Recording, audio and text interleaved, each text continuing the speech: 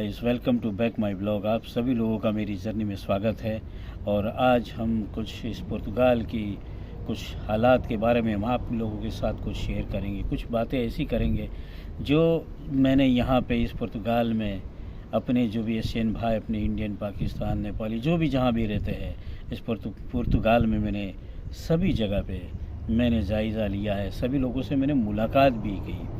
कई लोग कहाँ कहाँ गांव, सिटी, बहुत दूर दूर के गांव में, पहाड़ी इलाकों के गांव में, खेतों में कहीं न कहीं लोग रहते हैं। मैंने वहाँ सभी की मुलाकात की। तो दोस्तों, ऐसा है कि कुछ ऐसी हालात से हम गुज़र रहे हैं, कुछ स्थितियों का जो हम सामना कर रहे हैं।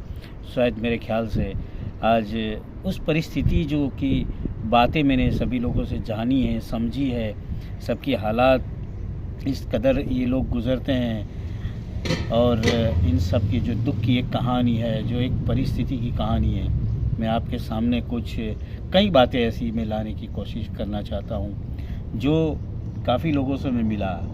तो उस पुर्तगाल, इस कंट्री की जो हम लोग जिस परिस्थिति का सामना करते हैं, जिस हालात से हम गुज़रते हैं, उन सभी चीज़ों के इस बारे में आपके साथ में कुछ बातें शेयर करना चाहता हूँ। क्योंकि मुझे इस बात को मैंने समझा है करीबी से, और देखा भी है और सुना भी है। जब मैंने सुना तो मुझे खुद को भी इतना दुख हुआ है, मुझे भी दर्द हुआ कि नहीं, सही में आज से 4-5 साल पहले हम लोग जिस रास्ते से गुजरे हैं, आज भी वही रास्ता है, इससे भी बदतर रास्ता है। लेकिन हम इस कंट्री की जो लॉ के अकॉर्डिंग जो क्या क्या रूल्स हैं और क्या किस तरह हमें यहाँ ज़िंदगी जीना है, हमें क्या करना है, हम क्या करते हैं, किस लिए करते हैं, क्यों करते हैं, वाह है, इन सारी बातों का जो जवाब है हमारी इस आवाम, हमारी इस पब्लिक जो यहाँ इस कंट्री में रहती है, किन सपनों के साथ रहती है, वो सारी बातें मैं आपके सामने लाने की मैं कोशिश करूँगा। तो इस मेरे वीडियो के अंत तक बने रहिए। अगर आपको इस वीडियो अच्छा लगा तो प्लीज़ लाइक और शेयर और सब्सक्राइब करना मत भूलिएगा, ताकि मैं कई इस दुख भरी, दर्द भरी यहाँ की कहानियाँ जो हमारे जो लोग रहते हैं वो आपके सामने लाने की मैं कोशिश करूँगा दोस्तों। जी हाँ दोस्तों, जैसे मैंने आप लोगों से कुछ पहले भी कहा था कि जिन परिस्थिति के बारे में, तो कुछ ऐसी जायज़ा है कि मैंने एक जगह पे जायज़ा लिया था, एक जगह से मैंने मुलाकात की थी जहाँ मेरा दोस्त था। आज से 3 साल भी पहले भी मेरे साथ में था, और अपनी अपनी किस्मत की बात है। लेकिन फिर भी इस कंट्री की जो परिस्थिति, इसके जो सिस्टम है, उस सिस्टम के मुताबिक हमको सब कुछ जीना पड़ता है। आज सबसे बड़ा हमारा जो मसला है, सबसे बड़ी जो प्रॉब्लम है, वो है हमारी इनकम। यहाँ पे हमें इनकम सोर्स बहुत कम मिलता है, क्योंकि हम जिस देश में रह रहे हैं, हमारे देश में हम खुद आज़ाद रहते हैं। हमारे देश में हम मन में जो भी आए हम घूमते फिरते हैं, अपने रिश्तेदारों से हम मिलते जुलते हैं, मन चाह हम कहीं भी घूमने चले गए, सब कुछ के हम जितनी भी इनकम हमारे देश में कमाते हैं तो हम लोग खुश रहते हैं, और फिर भी हम लोग एंजॉय करते हैं।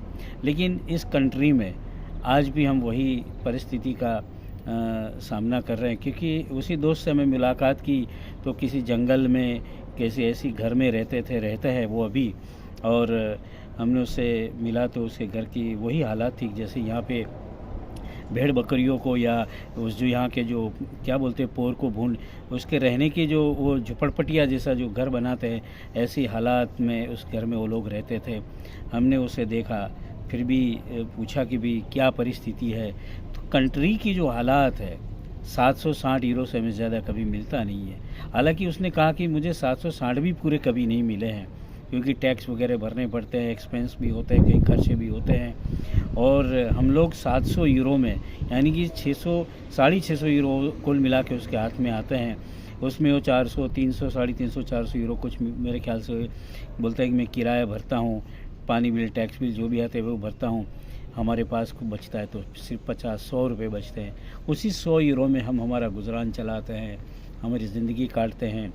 हमारे कभी अच्छे खाने के सपने पूरे नहीं होते, लेकिन हमारा सपना यही कि हम इस रेसिडेंस कार्ड तक हम कैसे पहुँचे।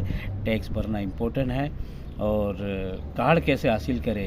लेकिन दोस्तों, मैं आपको बता दूं, कार्ड हासिल होने के बाद भी हमारी सबकी परिस्थिति वही है, हमें जॉब ही करना है। यहाँ जॉब के सिवा हमारे पास कोई ऑप्शन नहीं है। आगे जाना है, हमारे सपने हैं, पैसे बहुत सारे कमाना है। तो काफ़ी वहाँ भी मैं मुलाकात की, काफ़ी आगे जाके मैं कुछ और दोस्तों से मुलाकात की। उन्होंने भी कहा कि क्योंकि मैं भी इस रास्ते से गुजरा हूँ, मैं समझ सकता हूँ लेकिन कहने का मतलब ये है कि हम लोग यहाँ इस देश में अगर रहते तो हमें एकजुट होकर रहना पड़ेगा। हम भले एक मुल्क के हो ना हो, लेकिन हमें एक कम्युनिटी एक अच्छी बना के रहना पड़ेगा। एक दूसरे को दर्द और दुख को समझना पड़ेगा, एक दूसरे को हमें हेल्प करनी होगी, समझना होगा। क्योंकि यहाँ सालाना भर पूरे महीने हमें कभी यहाँ पे काम नहीं मिलता है। सबसे बड़ी प्रॉब्लम है जॉब एग्रीकल्चर हो या कंपनी हो, जो हमें काम करना है वो लेबर का ही करना है, इससे सिवा हमें कुछ नहीं मिलने वाला।